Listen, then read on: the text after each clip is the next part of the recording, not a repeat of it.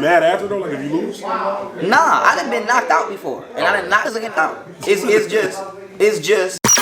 Warning, warning, warning. Tonight's forecast is a total blackout. You know what that means, baby. It's the blackout with DJ Bandana Black. Yeah, it's your boy Taj, man. I want to give a big shout out to my brother, my guy, DJ Bandana Black. The Blackout Buffalo stand up. God Squad, Free Dick Wolf. Layo! What's good, Buffalo? This your boy Uncle Murder from Brooklyn, East New York. And you already know I'm rocking with the homie DJ Bandana Black, Mr. Well Connected, even more respected, the Blackout. This the king of Philly, Gilly the Kid, and kings only rock out with kings. So you know I'm rocking out with my man DJ Bandana Black, aka Mr. I Am Buffalo. Huh? Hey yo, what's poppin', man? It's your boy Spills, and you are now tuned into the Blackout, hosted by DJ Bandana Black, Mr. Well Connected, even more respected. You already know we got love for you. Westside stand up. DJ Bandana. What's good? It's DJ Bandana Black, Mr. Well Connected, even more respected, Mr. Hashtag I Am Buffalo, and finally we got the homie Young Pharaoh. That's right. In the building. It's about time.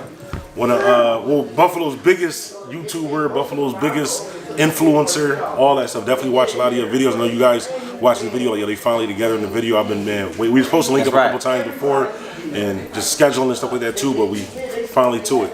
Got a lot of questions for you today. First off, how did you come up with it? What does Young Pharaoh mean? Before I answer that question, I gotta come how I come. I hate using the word humble because by definition it means to, weaken or take away strength. So I'm gonna just say noble. I mean, I'm coming real noble on the platform. I always come noble when somebody allow me on their platform. So shout out to Bandana Black. If you haven't already, smash that subscribe button and smash that like button. The like button help us finesse through the algorithm because YouTube be hating on the real ones. And with that being said, I came up with the name Young Pharaoh when I was like 15, 16. To try to give y'all a detailed understanding of my thought process at the time. I know that we choose our names based off of attributes of either how we act or how we identify with ourselves. So when I was young, I always been into like Black history and just everything that got to do with our ancestors. So at the same time I was living a certain lifestyle like most people who grow up in my environment. I was psychologically in tune with my people and our history. So instead of identifying with something that's of this, colonial world, to keep my words clean, I spiritually identify with, my ancestors and what I see myself as. So, that's how Young Pharaoh came to be, and this is how I have come to be on this interview right now. Okay, definitely. That was a lot. That's good. That sounds good. And so you do a lot. I know we were talking outside earlier. You do more than just music or more than just YouTube and like that too. So I want to talk about some of the things that you do. As far as with the YouTube, what made you initially get on YouTube and start doing YouTube? You know what? I got on YouTube on accident, and this shit is crazy. I tell everybody this. I got on there on accident. This is how I got on YouTube. When I got out of prison, I was on Facebook. My Facebook that I had at the time got deleted, and I had like 400 comments on my stat because I was arguing with religious people at the time. Let's say that, because I'm not a religious guy. You know what I'm saying? I don't believe in European colonialism at all. Anything that got to do with that, I'm gonna refute it with a sword.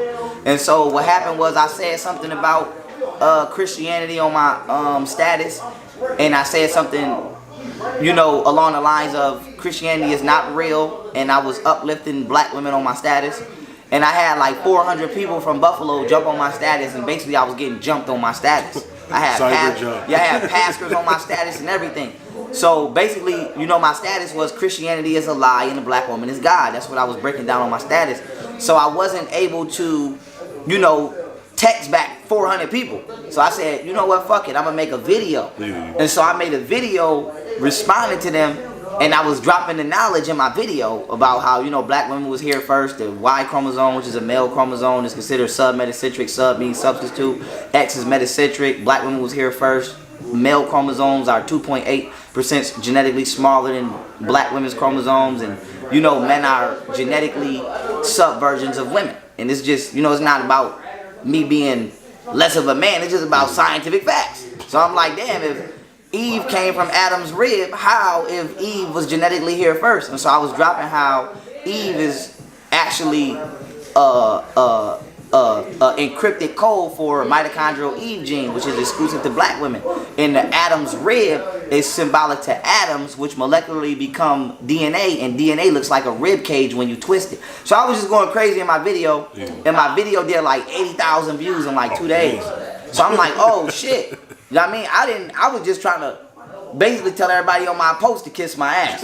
And so my video ended up going viral. And so I said, damn, okay, let me drop another one. And I dropped a video called Spirit Diet. And I was breaking down how when you eat food, the frequency of the food can give your soul a smell. And the smell can either attract like demonic spirits or angelic spirits. And so I dropped that video. That video did like 70,000 in 4 days.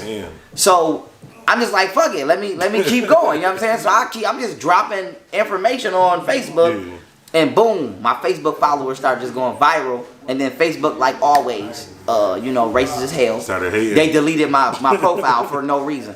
So when they deleted me, I'm like, nah, fuck that. I made another Facebook and I used the exact same name, but I did it as soon as they deleted me. So it was like nobody was able to get my name. And people coincidentally was already looking for me. So as soon as I made the new one, they like, damn, we glad you made a new one. So my followers just went up. So I was like, okay, where can I put, what social media platform can I put my videos on that's, gonna offer the least amount of resistance? So I went to YouTube. And so I was on YouTube for like a year. I wasn't monetized. I wasn't making no money. I didn't even know I could do that. I was just dropping videos because it was something I enjoyed doing. And so I got to like 80,000 subscribers on YouTube. I ain't monetized my shit or none of that. Damn. And then one day somebody was like, yo, why you don't ever have no commercials in your video or nothing? And I'm like, what you mean? And they broke it down how I can monetize it. And ever since then I've been evolving. As y'all can see, I'm a professional YouTuber. But long story short, I got on YouTube because Facebook tried some bullshit and I'm a rebel. And so, if Facebook wouldn't have did what they did, I would be one of them dudes that got a lot of followers on Facebook. But Facebook took me to YouTube, and that's how I got to YouTube, and here I am. That's dope. That's kind of how I got with YouTube too. Well, I was doing like random like little Facebook memes and stuff like that too, and I was noticing like I'll get 400 comments, like 200 shares. I was like, what if I did this on YouTube? I can get paid, because I knew earlier you can get paid off this. So I was like, I can say the same stuff I'm doing on Facebook, put it on YouTube, and it just happened to work out. Exactly. Yeah, that's definitely dope. I know you were saying, I want to talk briefly. You were saying that you do fighting also too. Yes, sir. Tell us a little bit about that. How'd you get into that? Man, listen, I always like to fight all my life. I ain't the biggest dude, I ain't the hardest dude, but I like to fight. You know what I mean? I'm gonna jump in the fight if it jump off. And so, you know what I mean? When I was young, I wanted to be a stunt man. I watched a lot of Jackie Chan. I was one of them kids. I'm doing backflips off the porch type kid. I'm just one of them guys. So, when I got out of prison, honestly, I realized how much time I really lost, even though it was just 3.5 years. Not saying like that's a little bit, but even though it was 3.5 years, I'm like, damn, I could have did so much in this 3.5 years. And I realized like the time I went to prison from 18 to 22. So I'm like, damn, this is the time I'm really supposed to be being introduced into society, whether it be graduating from college or, that's just where you make your shift from your teenage years to your adulthood. So I'm like, they robbed me of my adulthood transitional period. So I said, fuck it, when I get out of jail, I'm gonna just do all the shit I always wanted to do. So I found the best MMA gym in my city, and I literally just walked in there and was like, yo, I want to fight. And they was like, you want to fight? I'm like, yeah. Put them gloves on, got to sparring with them boys. I wasn't nice as I am now at the time, but I could fight. So, it was just a natural relationship that developed there. I met some great fighters. I got some pros in my gym. Matter of fact, Patrick Mix, that's undefeated fighting for Bellator MMA right now, he's in my gym. Salomon, who just fought on UFC Live, he's in my gym. And so it's some hitters in my gym. And so, me personally, I could do MMA. I might do MMA, but I like Muay Thai because I feel like it's brutal. And I'm not really trying to be, I feel like the reason I like Muay Thai is not only is brutal, it's actually applicable on the street. Like I feel like, and I'm not even capping right now. I feel like right now I'll fight 3 niggas by myself right now. I'm not willingly fighting. That's just how I feel. But I feel like that because I've learned how to get it over quick. You know what I'm saying, with Muay Thai. And the reason I like Muay Thai is because in MMA, if you a better striker than me, when it come to black people, we don't really do jujitsu and all that type of stuff, just to be honest. But niggas fight naturally. You know what I'm saying? You don't gotta be a I know some niggas that's not professional fighters and you can't beat them up. So we always have a great strike game. That's why we the best boxers, and anything that comes with striking, black people is always going to be the best. And when it comes to MMA, you got people like Khabib who can't really beat you, and the nigga just submit you the whole time. And there's nothing wrong with that, because that's just going to force people to step up their submission game. But me personally, I don't want to be playing like that. I don't want to be on the ground wrestling and you sweating all over. I don't want to be doing all that. We're going to stand up, we're going to fight it out, and you know what I'm saying? Whoever lose, whoever win. So I like Muay Thai because of that. And it's also spiritually and psychologically a disciplined sport. You know what I mean? Like, kicking hurts at first. You know, you gotta harden your shins, you gotta harden your forearms. You know, like a kick. Me personally, I've never, like, y'all see my videos on the internet, I've never met nobody who kicks harder than me. Niggas in the UFC is not kicking harder than me. I kick very professionally, and the reason I bring that up is because to block a kick, like, that shit is not easy. Like, you would get your arm broke. Like, I done got kicked before and blocked it and my arm went dead. Ooh. So I like Muay Thai because just doing that, it develops your mental toughness, and it develops, you know, your physical endurance at the same time. And I got one more question about the fight thing too. I always wondered this. So, like, after a fight, say worst case scenario, you lose the fight. Like, how do y'all be okay with shaking somebody's hand after that? Like, there's no way. Because you love what you do. Like, for me, fighting is like how niggas play football. You don't be mad after though, like, if you lose? Nah, I done been knocked out before, and I done knocked niggas out. It's just. I can't explain what I can't explain. It's just that we love it. Like, I don't fight because I got something to prove. I fight because I fight the same reason niggas play basketball. Oh, right. You know what I'm saying? So it's just like, for me, it's like, we warriors in here. Let's somebody get killed. Yeah. And if it's me this time, nigga, I'll see you on the rematch. Only time I really hop on stuff with somebody is if they doing too much. Like for example, I fought this racist ass white boy in Lockport, and his dad was his coach, and his mom and them was cool with the judges. And this is the same week them racist ass police killed this black dude out there.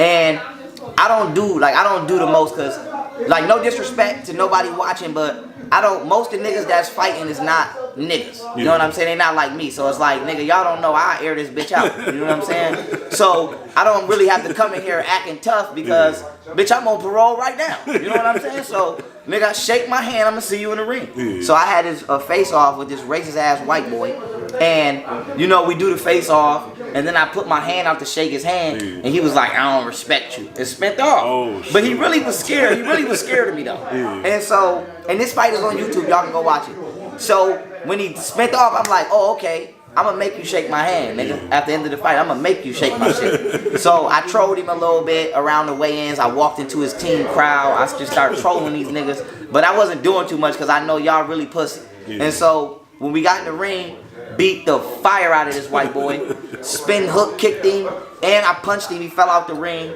fell out the ropes. But the referee was racist as hell, and whatchamacallit, they gave him the fight, but it was so racist, even the crowd stood up and was like, some white lady stood up loud as hell and was like, that's racist. And it was just mad white people that was like, fuck that, he got his ass whooped. So, yeah, I mean, for me personally, I just want to let people know, whether you an amateur fighter, this shit is definitely racist. They definitely do niggas dirty, but we don't really get discouraged because it's what we love to do. And, yeah, I mean, you kind of know that. So the main thing I would encourage people is, if you do lose, just make sure you lose fair and square, man. Make sure the judges ain't robbing you. Make sure they not racist, because 9 times out of 10 they are. Make sure the referees is not racist, because 9 times out of 10 they are.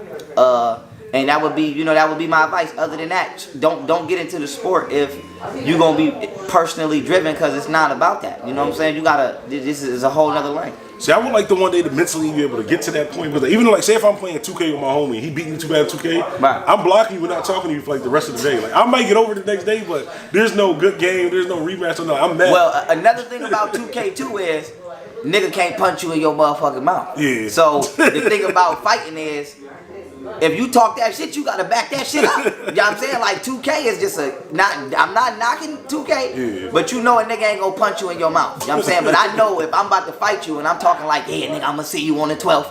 I gotta see you on the 12th. And so, yeah, I mean, it's best to just come humble. And the reason I say that is because scared people fight the best. That's how I got KO. I beat my first fight, KO 47 seconds first round, crushed this motherfucker, and he was like 5-1. And it was my debut, beat the shit out this boy.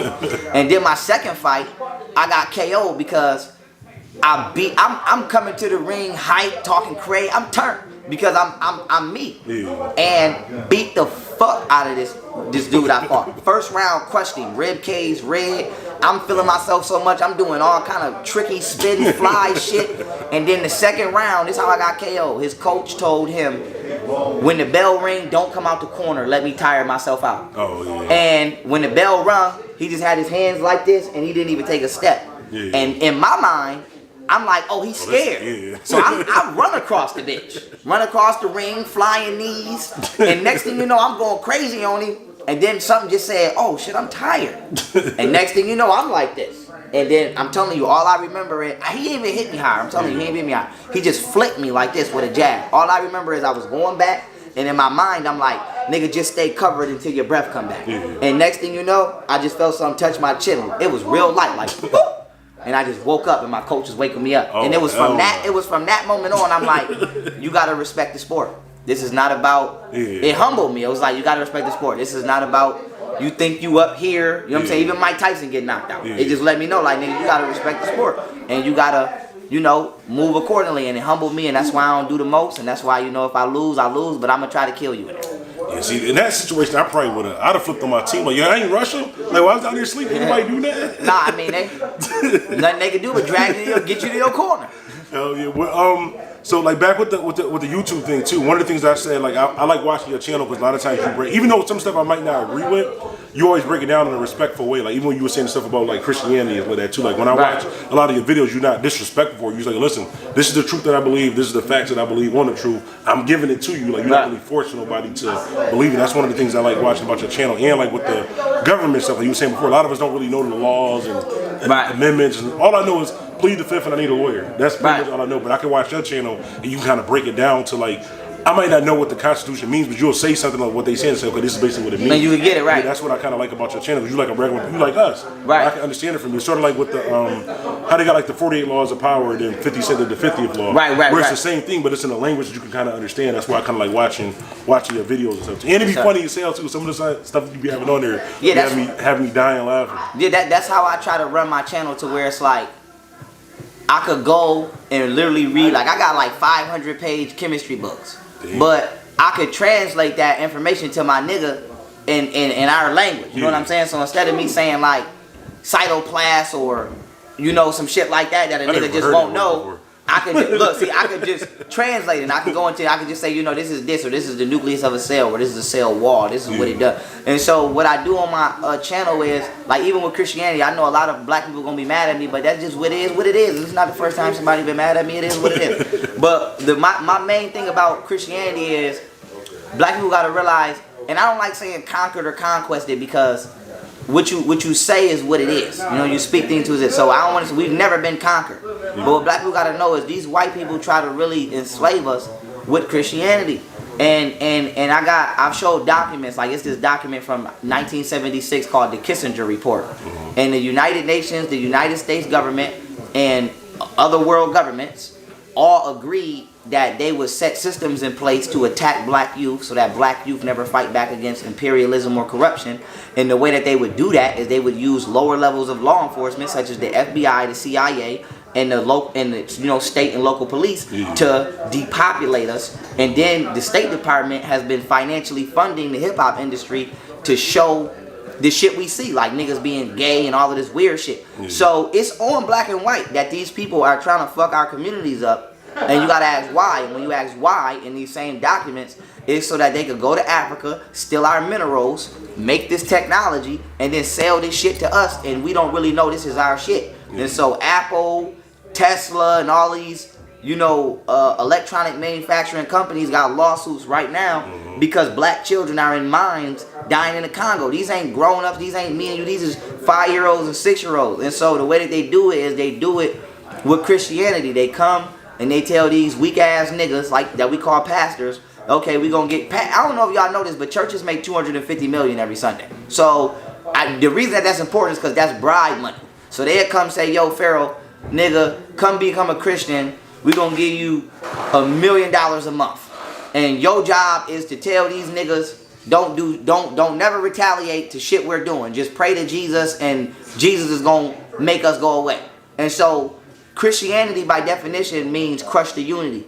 And it comes from a French word, Christian, which literally by definition means a fool or a stupid person. So the word Christian literally means a fool or a stupid person. And if you look at who the Christians is, it's us. We're not Christians. White people are Catholics. They not. You don't see no white people in your church. White people is Catholics. Where all them priests is raping them kids at. And so the reason I'm bringing that up is because we are a great people, and niggas gotta stop being afraid to say that. We built them pyramids. Even the railroads. They try to say the Chinese built the railroads. Black people built the railroads during slavery. Everything that America got, we built this motherfucker. The FBI, they stole the FBI blueprint on how niggas used to run their government before the Pilgrims came over here, and it was called the League of Nations. And so my main thing with black people is we go hard on each other. Yes, we do. A nigga step on your shoe, somebody probably gonna get shot. A nigga bump into you into the club, somebody probably gonna get shot.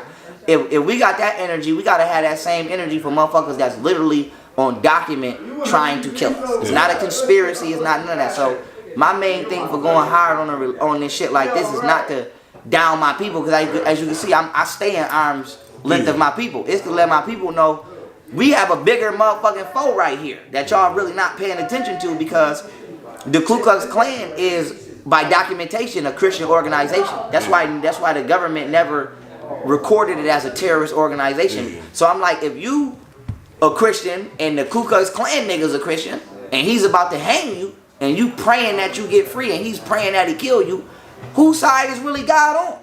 That's the question we gotta ask. So that's just my main thing, and I'm gonna leave it there, and hopefully y'all take that and go research that. No, that's good. That's good. Let them know where they, besides YouTube, shout out your YouTube channel, your social media and all that also. I got 5 YouTube channels, y'all. I'm working the shit out YouTube. My main YouTube channel is Young Pharaoh. I'm at 261,000 subscribers there. Yeah.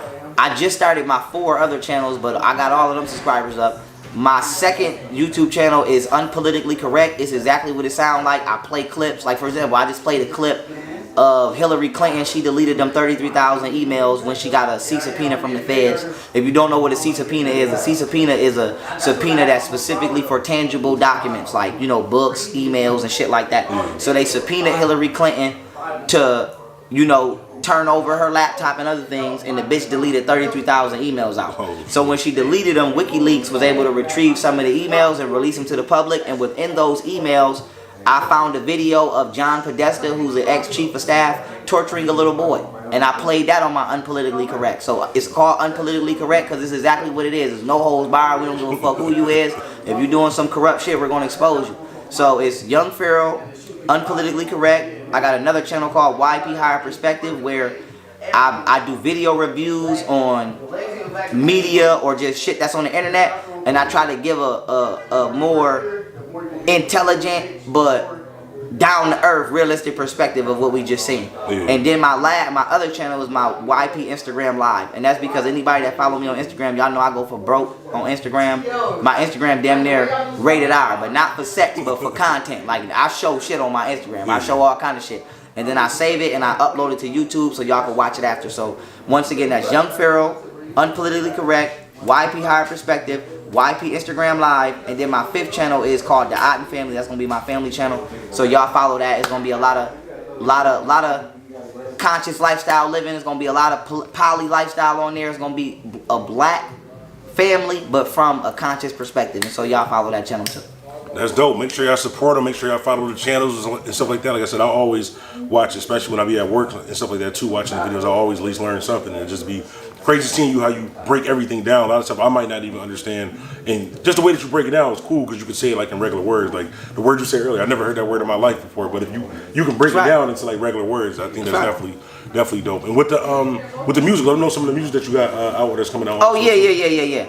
I'm working on my 5th mixtape right now. Anybody that follows me personally, I got a series going called It's Levels to the Shift. And I got it's a hood nigga conscious type of demeanor to the mixtapes. And so the way that it go is I got Heru and Set, and Heru in Egyptian culture is like black man in his warrior state, and then Set is black man in his warrior state but from your lower self. So neither are good, neither are bad. It's just balance of polarities. Hey Rue is, you know, when you, Hey Rue would be like, I'm the judge, and Set would be like, I'm the executioner. And so I'm on my 5th. I'm working on my 5th mixtape now. I'm actually, you know, I wasn't gonna leak it, but I'm gonna leak it exclusively for DJ Bandana Black. I got something coming with Jadakiss too. So this mixtape gonna crack. Y'all just seen T.Y. Vegas on here. Y'all mean I just shot something with him and Prano. Y'all mean that's gonna drop. And I wanna, before I even continue, I wanna say everybody that y'all see on this count, make sure y'all support and subscribe. Not only because they from my city, but because you gotta support the real. Niggas is not wearing dresses. Niggas is not doing none of this gay shit y'all see people doing in Hollywood. Niggas is coming on these, you know, coming on this wax and giving you shit that's actually relatable and actually authentic. And so with that being said, I got 4 mixtapes out. All of them is on all streaming platforms. The links to all my music is in my description on any social media site that I use, whether it be Facebook, Twitter, Instagram, YouTube. Just click that one link and you're gonna see all my mixtapes. And then I got another mixtape out that's exclusively on that Piff, and that's because all of the beats are old school beats and I don't want to financially profit. And that mixtape is called Hip Hop Legend Salute, and I did that mixtape just because I feel like it's a rift in the rap game between old school rappers and young school rappers, and it's not supposed to be like that. The youth not really supposed to be beefing with the elders. We're supposed to be communing. So what I did was I did a mixtape, but I did it off all of the old songs. I'm talking about, and I picked, it's 20 songs on there. I picked the top 10 from the East Coast and the top 10 from the West Coast. So I came off like MC Light, Georgie, whatchamacallit, Biggie Small, Suicidal Thoughts, and then for the West Coast, I came off a couple Ice Cube tracks, a couple Snoop tracks, and so y'all mean y'all go check that mixtape out as well. And y'all mean I'm taking off with this. I'm taking off in this music lane, and I'm bullying my way through there too. Definitely. Like, I appreciate you for coming through. Like I said, make sure y'all support the homie. I will put the links in the description. If you're watching this on YouTube, if you're listening to this on Power 102 Jams, just follow the tweets, have his links and everything on there too. I appreciate you for coming through. It's DJ Bandana Black, Mr. I Am Buffalo. We out. Holla. Peace. They can't stand the facts. A lot is insane, they can't stand his raps. I'm so Buffalo like I'm Bandana Black. I'm from the 716. We determined and we discipline. Oh, that's your man. Better get him for you missing that. DJ Bandana.